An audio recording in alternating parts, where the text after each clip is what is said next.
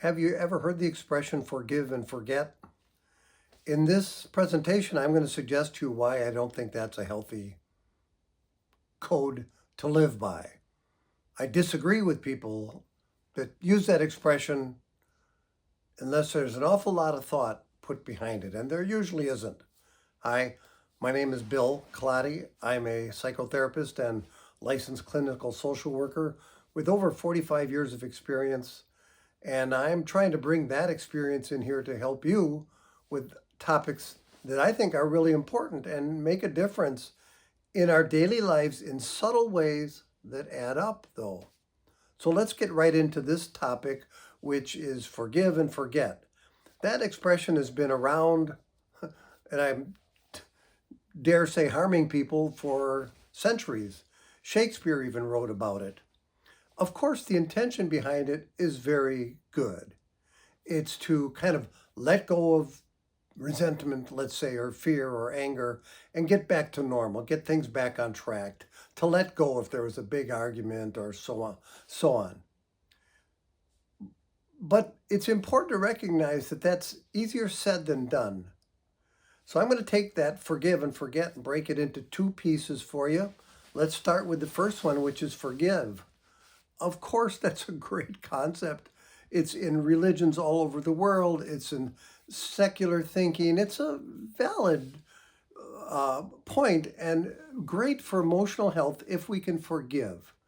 If you're able to forgive somebody for harm they have done to you and truly mean it, it's a lifesaver for you.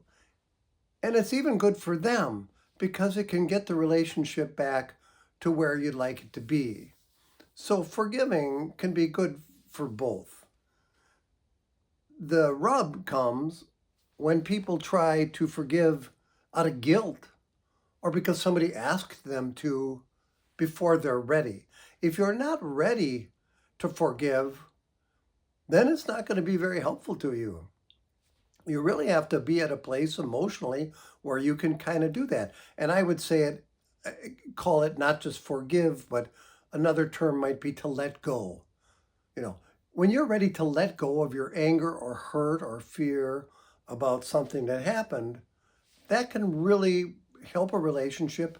And importantly, it can help you because holding on to anger or resentment has a psychological cost.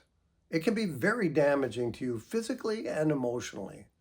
So working yourself through it emotionally to the point where you can let go of that resentment is a really healthy thing to do.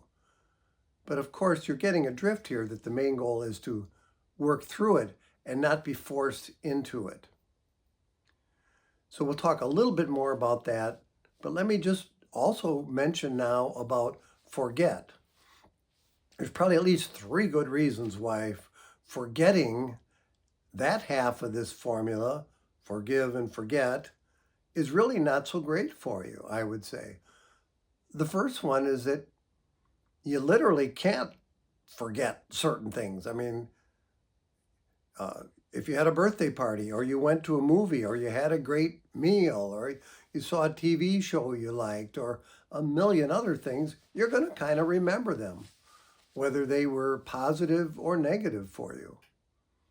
Now, over time, your brain is going to get filled with that stuff and it kind of goes away and you forget it, and that's perfectly fine.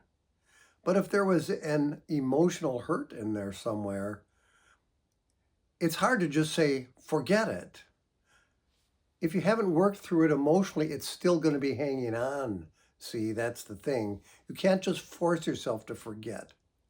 In fact, that can be harmful because sometimes remembering behavior from people around you that was harmful to you is something you want to acknowledge and remember because you can learn by it. If you just forget it, you're not going to learn the lesson that maybe this person is not so healthy for you.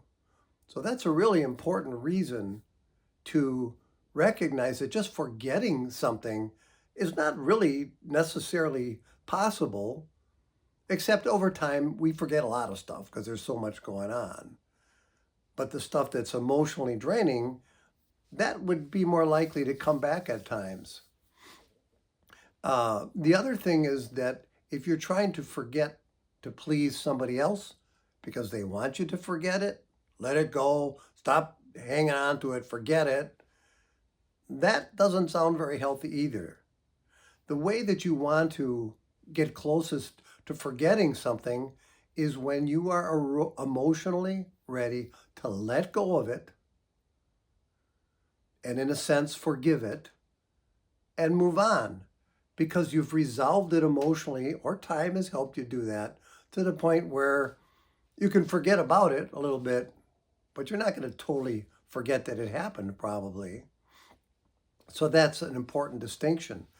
And I also just want to point out that if somebody helps you move on by maybe admitting they made a mistake or acknowledging that they caused part of the argument or they were also at fault and that they're also ideally going to try to work on getting better, that will help you forgive. But if they're just telling you to forget it or forgive it and you aren't ready, that's probably not very helpful. So that's why that expression can be misleading. On the surface, it makes sense, but in a literal sense, forgiving and forgetting is not really the goal. The goal might be to forgive for your sake, but not pretend it didn't happen or move on because somebody else wants you to, or because you feel guilty that you move on when you're not really ready. So those are my thoughts on that old expression, and I really hope it makes some sense to you, because when we look at some of the details of what we tell ourselves, we can work through it and make better decisions. If this was helpful to you, I really hope you will subscribe and hit the like button and come back again. I'll be here next Friday.